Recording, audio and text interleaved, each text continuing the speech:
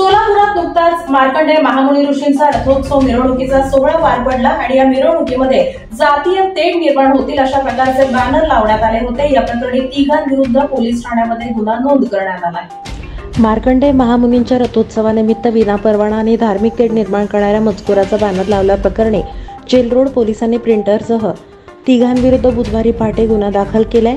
Shri GFXचे proprietor Shubham कडदास राहणार विजयनगर कुंभारी road Solapur, Ambadas गोरंडा राहणार सोलापूर आणि कॉन्ट्रॅक्टर जावेद मंडपचे मालक अशी आरोपींची नावं आहेत।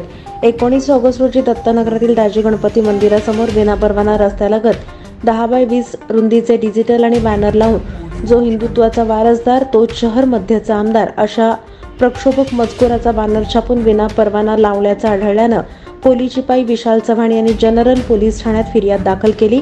वरिष्ठ पोलीस निरीक्षक माने, पोलीस निरीक्षक बिराजदार, सहाय्यक पोलीस निरीक्षक सोनावणे यांनी घटनास्थळास भेट दिली।